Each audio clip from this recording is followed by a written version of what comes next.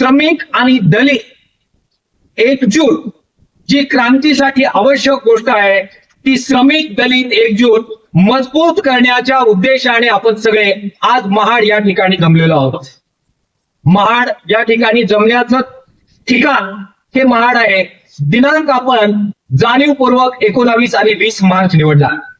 20 मार्चला या भूमीमध्ये एक क्रांतिकारक घटना घडली ज्याच्या बाबत आपल्या सगळ्यांना माहित आहे की चवदार तळ्याचं पाणी चाखून बाबासाहेब आंबेडकरांनी जबरदस्त अशा प्रकारच्या एका नव्या लढ्याचं रणशिंग फुंकलं. मला सांगायला आनंद होतो आणि आपल्या सगळ्यांना ते माहित आहे की त्या लढ्याचं नियोजन करणारं, निमंत्रण करणारं आणि आयोजन करणारं नाव जर कोणतं असेल तर मला अभिमानानं ते नाव घ्यावं असं वाटतं. ते नाव होतं कॉम्रेड R.P. मोरे, जे आपल्या पक्षाचे आयुष्यभर राहिले आणि त्यांनी लाल पताका ही आयुष्यभर खांद्यावर वागवली. मित्रांनो आणि बंधूंनो आणि भगिनींनो, या परिषदेमध्ये आपण काही या सगळ्या मुद्द्यांचा उहापोह करणार आहे. अशी मनुवादी काही शक्तींकडून मध्यंतरीच्या काळात दीर्घकाळ अशा प्रकारची चर्चा मुद्दाम पसरवली गेली. असं सांगितलं गेलं की जे लाल बावट्यावाले आहेत, डावे आहेत, त्यांना जातीचा प्रश्न फारसा समजला नाही. असं सांगितलं गेलं की कम्युनिस्टांनी, डाव्यांनी हे जातीच्या प्रश्नाकडे दुर्लक्ष केलं आणि दलितांचे प्रश्न फार कमी घेतले. पण मित्रांनो, आजच्या परिषदेमध्ये आपण या गोष्टीचा अधिक व्यवस्थितपणे आढावा घेणार आहोत की हो, तेच ते डावे होते ज्यांनी दलिताच्या प्रश्नांवर सुद्धा तितक्याच महत्वाने इतिहासामध्ये भूमिका बजावलेली आहे. चवदार तळ्याच्या सत्याग्रहाचे निमंत्रक जे R.P. मोरे होते ते आपल्या जीवन मार्गचे संपादक आणि आयुष्यभर कॉम्रेड राहिलेले आणि कॉम्रेड म्हणून संबंध आयुष्य दिलेले R.P. मोरे हे दलित आणि श्रमिक एकजुटीचा एक धागा जो आपल्या सगळ्यांना माहित आहे. पण तो केवळ एकच धागा नव्हता. काल ज्यावेळी आपण या सगळ्या परिस्थितीला सामोरं जातोय, मला आठवण करून दिली पाहिजे की खोत विरोधी जो लढा झाला त्या खोत विरोधी लढ्यामध्ये बाबासाहेब आंबेडकरांच्या बरोबर खांद्याला खांदा मिळून जर कोणी चाललं असेल तर ते नाव कॉम्रेड शामराव परुळेकर होतं. हे आपल्याला अभिमानाने आज इथे सांगितलं पाहिजे. दादासाहेब गायकवाडांबद्दल स्वाभाविकपणाने आपल्या सर्व श्रमिकांना प्रचंड आपुलकी वाटते. त्यावेळी दादासाहेब गायकवाड त्यांनी जी घोषणा दिली, आम्ही सगळे म्हणत होतो आणि लढा देत होते शामराव परुळेकर, शामराव गोदावरी परुळेकर, बाकीचे आपले कॉम्रेड नाना मालुसरे, कम्युनिस्ट सगळे, कसे त्याची जमीन यासाठी आपण संघर्ष करत होतो. त्यावेळी दादासाहेब गायकवाड पुन्हा एकदा जातीच्या प्रश्नाबरोबरच मातीचा प्रश्नही महत्वाचा आहे असं सांगत, कसेल त्याची जमीन हे बरोबर आहे पण नसेल त्याचे काय हा प्रश्न दादासाहेब गायकवाड महाराष्ट्रामध्ये उपस्थित करून नसेल त्याची बाजू घेताना आपल्याला दिसतात. अण्णाभाऊ साठे, शाहीर अण्णाभाऊ साठे म्हणून आपण त्यांना ओळखतो.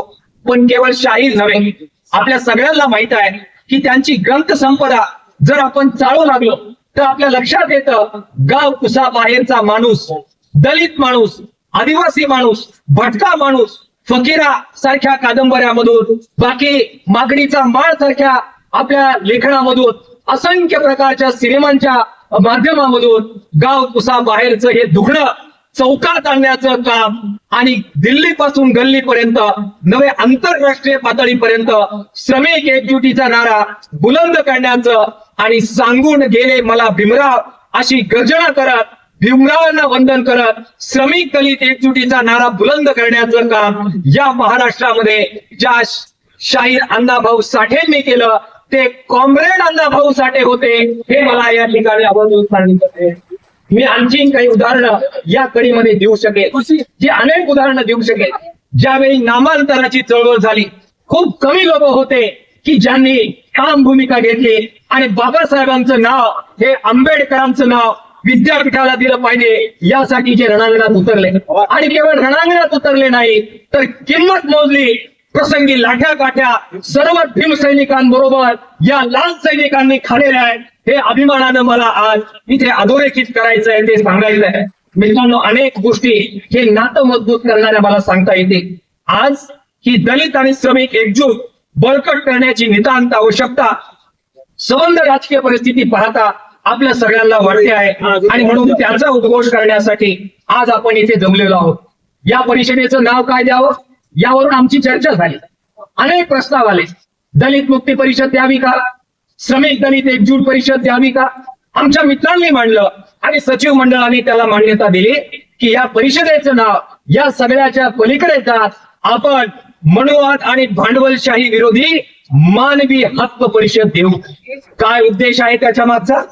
आजच्या या सगळ्या परिषदेमध्ये ज्यावेळी आपण जी परिषद घेतो आहोत त्यावेळी केवळ दलितांच्या नव्हे, केवळ श्रमिकांच्या नव्हे, संपूर्ण मानव मुक्तीच्या संकल्पासाठी आपण एकत्र यावं आणि त्याचा विचार मंथन व्हावं. आणि म्हणून या परिषदेचं नाव हेतुता आपण मानव मुक्ती परिषद, मानव शोषण मुक्ती परिषद अशा प्रकारचं नाव आपण दिलेलं आहे.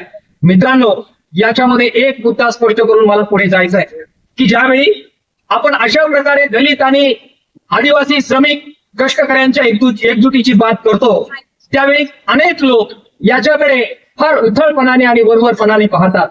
काही लोक म्हणतात ज्या पद्धतीने आज बाहेरचं राजकारण चाललंय त्याला एक गोंडस नाव दिलं जात आहे, अशा प्रकारे एकत्र येण्याला, आणि त्याला सोशल इंजिनिअरिंग वगैरे काहीतरी सांगितलं जात आहे. ही सोशल इंजिनिअरिंग साठीची परिषद नाहीये. दलितांना आणि श्रमिकांना आणि आदिवासींना आणि अल्पसंख्याकांना काही मताची बेरीज करण्यासाठी एकत्र आणण्यासाठी आपले हे प्रयत्न नाहीत. किंबहुना आपल्याला जी क्रांती करायची केवळ त्या क्रांतीची गोळाबेरीज करण्यासाठीची सुद्धा ही परिषद नाही. ही परिषद त्याच्या एक पाऊल पुढे आपल्या श्रमिकांना घेऊन जायचं आहे या उद्देशाने आहे. आणि म्हणून जी बोच माणूस म्हणून आपल्याला लागते की काही लोकांना माणूस म्हणून या देशामध्ये अजूनही वागणूक मिळत नाहीये, ती बोच जी आहे ही मानवी बोच दूर व्हावी.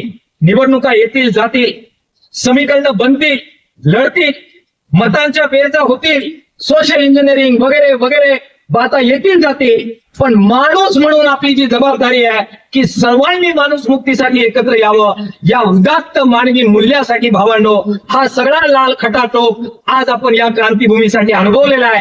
आणि म्हणून या परिषदेचं नाव मानवी मुक्तीच्या परिषदेच्याकडे आपण ठेवलेलं आहे. ही बाब आपण या ठिकाणी समजून घेतली पाहिजे. मित्रांनो, परवा दिवशी एक ज्येष्ठ विचारवंतांचा याबद्दलचा एक व्हिडिओ आम्ही केला. आम्ही रावसाहेब कसबेंना इथे आमंत्रित करणार होतो, परंतु काही शारीरिक अडचणीमुळे ते म्हणाले की इतक्या लांबचा प्रवास आम्हाला जमणार नाही. आमचे मालुसरे त्यांच्या घरी गेले आणि त्यांना विनंती केली, पण ते प्रवासाच्या कारणामुळे ते आले नाहीत. ते म्हणाले जमणार नाही, पण ते म्हणाले की माझा एक संदेश मी रेकॉर्ड करतो आणि तो मात्र तुम्ही लोकांपर्यंत पोहोचवा. आपल्या जनसंवादच्या माध्यमातून तो आपण सार्वत्रिक केला. आणि ते जे म्हणाले ते मला वाटतं की अत्यंत महत्वाचं आहे की मानव मुक्तीसाठी ही परिषद आपण घेतोय, याच्यामध्ये आपण 2 पावलं इतरांपेक्षा पुढे गेलेलो आहोत. ते त्या पुढची एक गोष्ट म्हणाले आणि ती अधोरेखित करून माझ्या शेवटच्या मुद्द्याकडे मी येणार आहे की त्यांनी अचूकपणाने उल्लेख केला तो बाबासाहेबांच्या अॅनालिसिस ऑफ कास्ट नावाचं जे पुस्तक आहे, जाती अंताबद्दल लिहिलेलं ते पुस्तक आहे.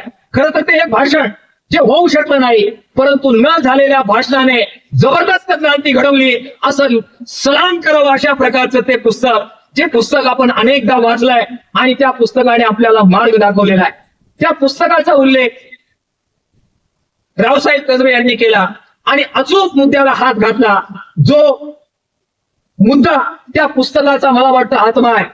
बाबासाहेब आंबेडकरांनी अगोदर सामाजिक क्रांती की आर्थिक क्रांती याबद्दलची चर्चा त्या पुस्तकाच्या माध्यमातून सुरू केलेली आहे. खरं तर त्याच्या पूर्वी सुद्धा जी स्वातंत्र्य पाहिजे की अगोदर सामाजिक सुरक्षा, सामाजिक सुधारणा पाहिजे याच्याबद्दलचा जो खळ होता त्याचा परामर्श बाबासाहेब त्या पुस्तकामध्ये घेतात आणि त्यामध्ये आर्थिक क्रांती बरोबरच सामाजिक क्रांती सुद्धा महत्वाची आहे हा आग्रह बाबासाहेब त्या पुस्तकामध्ये धरतात. काल रावसाहेब कसबे यांनी सुद्धा त्याच प्रश्नांना बरोबर हात घातला. आजच्या परिषदेमध्ये आम्ही पुन्हा एकदा सांगतो की केवळ सामाजिक मुक्ती नव्हे किंवा केवळ आर्थिक मुक्ती नव्हे, दोनही मुक्ती आपल्याला जर करायच्या असतील तर दोनही क्रांत्यांचं समान महत्व आहे. आणि म्हणून सामाजिक क्रांती आणि आर्थिक क्रांती जर एकत्र पुढे घेऊन जायची असेल तर दलित, आदिवासी आणि सगळे श्रमिक यांची एकजूट सुद्धा आपल्याला सलगपणाने पुढे घेऊन जायची आहे. आणि म्हणून दोन्ही विषयांचा परामर्श करणारी ही परिषद आज आपण घेतो आहोत. मित्रांनो, सामाजिक शोषणाच्या बरोबर जर आपण स्त्री मुक्तीची चळवळ विसरली तर बाबासाहेबांना आपण नीट समजून घेतलं नाही असं आपल्याला म्हणावं लागेल. आणि म्हणून एकीकडे सामाजिक क्रांती, दुसरीकडे आर्थिक क्रांती, त्याच जोडीला स्त्री मुक्तीची चळवळ सुद्धा, स्त्री शोषण मुक्तीची चळवळ सुद्धा तितक्याच नेटानं पुढे घ्यावे लागेल. हे तीनही गोष्टी एकत्र केल्याशिवाय मानव मुक्तीची लढाई पुढे घेऊन जाण्याच्या सुतराम शक्यता नाही. या आकलनाचा विचार विनिमय करण्यासाठी आजची ही परिषद भावांनो आणि बहिणींनो आपण या ठिकाणी बोलवलेली आहे.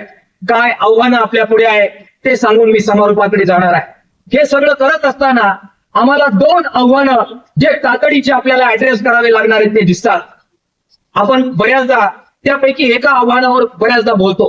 ते आव्हान आहे मनुवादाचं आव्हान. मनुवादी शक्ती आज सत्तास्थानी बसलेली आहे.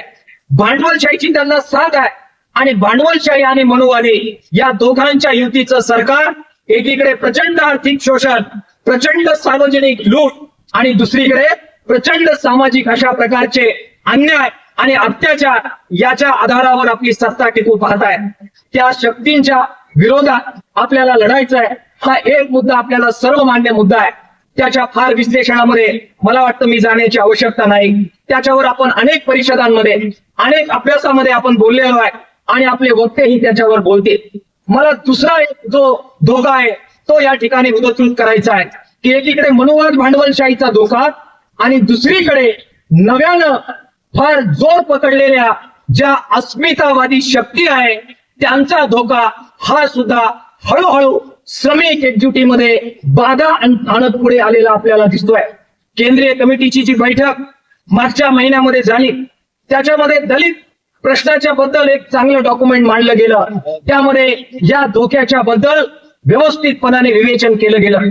आपल्या सर्वच पातळीवर या ज्या अस्मिता मोठ्या प्रमाणात पुढे आलेल्या आपल्याला 1990च्या नंतर दिसतात.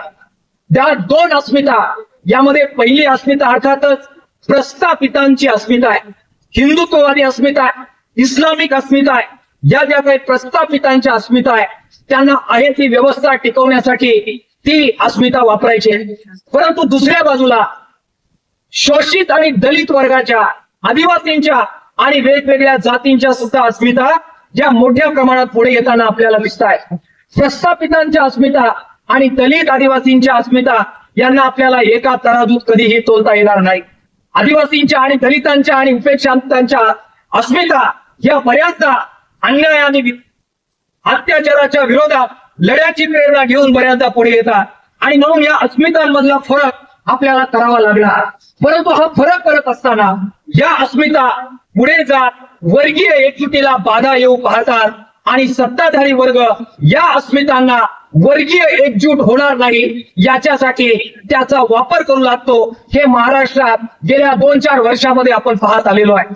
जातीच्या अस्मिता टोकदार होतात आणि मग जाती एकमेकाच्या विरोधात उभं राहत वर्गीय एकजुटीला आव्हान देतात आणि जे स्वप्न आपलं जात अंताचं, वर्ग अंताचं आहे त्याच्यामध्ये बाधा आणतात. आजच्या परिषदेमध्ये या अस्मितांचं काय करायचं याच्याबद्दलही आपल्याला काही विचार करावा लागणार आहे आणि ज्या अस्मिता वर्गीय एकजुटीला एकत्र आणण्यासाठी कारणीभूत आहे त्याचा स्वीकार करत वर्गीय एकजुटीचं विघटन करणाऱ्या अस्मितांचं काय करायचं याच्यासाठी सुद्धा येत्या काळात आपल्याला काम करावं लागणार आहे. त्यांना टाळून पुढे जाता येणार नाही हे मला माझ्या या परिषदेच्या उद्देशामध्ये सांगितल्याशिवाय पुढे जाता येणार नाही. मित्रांनो, मनुवादी शक्ती या अस्मितांचा वापर आपली श्रमिकांची एकजूट फोडण्यासाठी करत आहेतच, परंतु त्याचबरोबर दलितांची एकजूट फोडण्यासाठी सुद्धा या अस्मितांचा वापर होताना दिसतोय. बघा, दलितांमध्ये सुद्धा बाबासाहेब आंबेडकरांना मानणारे दलित, आणखीन इतर कोणत्या तरी नेत्याला मानणारे दलित, वेगळ्या जातीला मानणारे दलित, अशा प्रकारचे भेद या दलितांमध्ये पसरवण्याचे प्रयत्न मनुवादी शक्तींकडून महाराष्ट्रामध्ये सुरू आहे. या सगळ्यांचा पाडाव करत सर्व दलितांची एकजूट ही वर्गीय एकजुटीसाठी आवश्यक गोष्ट आहे आणि म्हणून आजच्या परिषदेमध्ये हे जे मनुवाद्यांचं षडयंत्र दलितांमध्ये दलितांतर्गत एकजूट नष्ट करण्याचं त्यांचं कारस्थान जे आहे ते सुद्धा भगत साहेब आपल्याला उद्ध्वस्त करण्याचा संकल्प करत दलितांची दलितांतर्गत एकजूट आणि मग दलित श्रमिकांची एकजूट आणि मग वर्गीय एकजूट अशा पायरीनं आपल्याला जावं लागणार आहे. ही बाब या संदर्भामध्ये आपण समजून घेतली पाहिजे. हे सगळं आजच्या परिषदेमध्ये आपण नक्कीच करू. आज संभाजी भगत सारखे शाहीर आपल्याकडे आहे. सांस्कृतिक क्षेत्रामध्ये काय उधम मनुवाद्याने माजवला हे आपल्याला माहित आहे. आणि म्हणून केवळ आर्थिक नव्हे, केवळ सामाजिक नव्हे, सांस्कृतिक क्षेत्रामध्ये सुद्धा कशा प्रकारे दलित श्रमिक एकजूट, दलित आदिवासी एकजूट, दलित वंचित एकजूट हे सगळं कसं साधत आपल्याला पुढे जायचं याचा सुद्धा विचार विनिमय आजच्या सगळ्या भाषणांमध्ये आपण करणार आहोत. मी आपल्या सर्वांचं परत एकदा आभार व्यक्त करतो की आपण आलात. एक वैचारिक मंथन इथे आपण करूया. पुढे संबंध वर्षभर हा सगळा जागर महाराष्ट्रभर करूया आणि हे 14 तळ्याचं पाणी जे बाबासाहेबांनी चाखलं आज ते ज्ञानाचं पाणी आपणही या परिषदेमध्ये चाकतो आहोत. ते घेऊन गावागावात जाऊ, दलित श्रमिक एकजूट एक मजबूत करण्याचा संकल्प घेऊन जाऊ, सर्व प्रकारच्या मित्रांची एकजूट करू, सर्व दुश्मनांना घेरू आणि अशा प्रकारची एकजूट घडू कि जिस एकजुटता के साथ हम लड़ेंगे तो दुश्मनों के दिल में डर और दोस्तों के दिल में हौसला पैदा होईल. अशा प्रकारची एकजूट या परिषदेमध्ये आपण करूया. हा संकल्प या परिषदेत करण्यासाठी आपण जमलात. आपल्या सगळ्यांचा धन्यवाद व्यक्त करतो.